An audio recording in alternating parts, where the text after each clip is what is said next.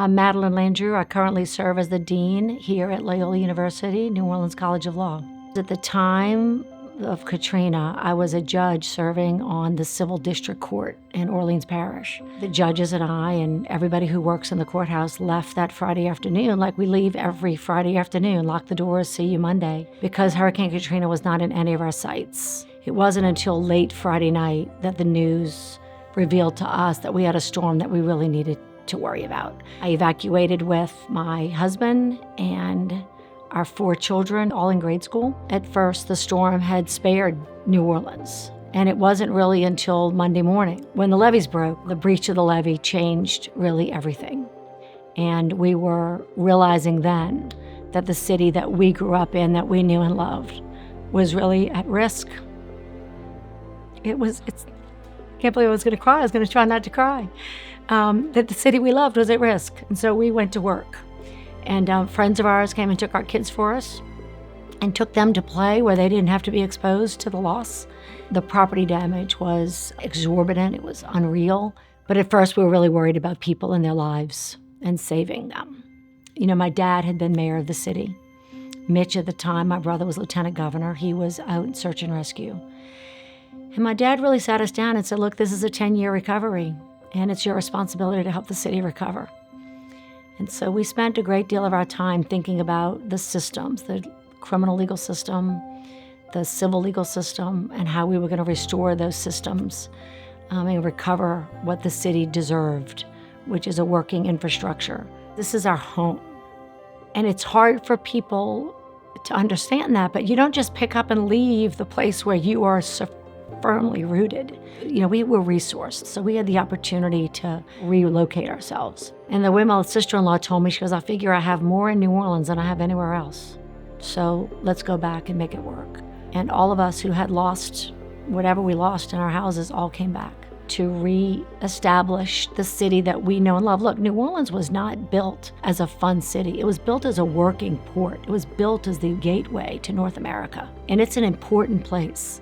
And we were committed to recovering it, restoring it, and growing it back better than it was before the storm.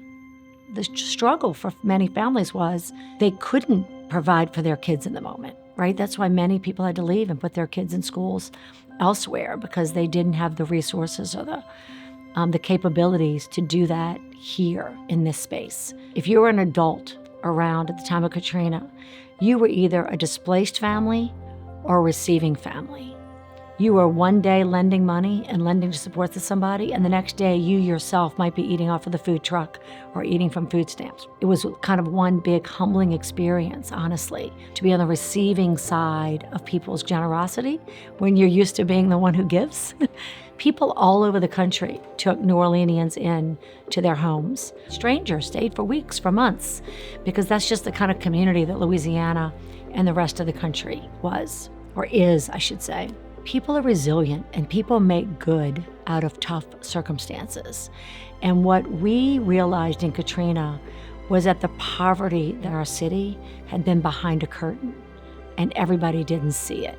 Well, Katrina pulled back that curtain and taught those of us that are leaders about systems that needed to be improved. Like, how can we really meet the needs of a community that was in desperate need for resources and recovery and resilience and, quite frankly, love. So it was an interesting time for those of us in leadership positions to think about how we could reimagine our city bigger and better. There are things like the levee system and the insurance structures and all the sort of systems that make things work that we still have a lot of work to do. But we've also become an epicenter of learning for the rest of the country about how you can, in fact, reshape and restructure systems. All of our communities require us to work together to lift them up. It's a community of caring. We have a spirit of life because we appreciate how vulnerable it is and how tenuous it might be. What was unique about Hurricane Katrina is that the leadership was impacted. The mayor was impacted. Representatives' houses were underwater. Police were rescuing their own families from their own houses, right? So everybody who was in a position to lead the recovery was also a victim of the devastation. So in 40 years, I hope people look back and see the brilliance of the New Orleanians who stepped in to rebuild the city. We each have an individual responsibility in the communities in which we live to make sure that we're all on duty all the time. Being together, it's the people that matter. The things can be rebuilt. It's the people that matter. And so stay close to your people. Stay connected to your people and figure out what you want for your neighborhood and then go make that happen. Building a community means building resilient and trusting and solid kids, because those kids in 20 years and 40 years are going to be running the city.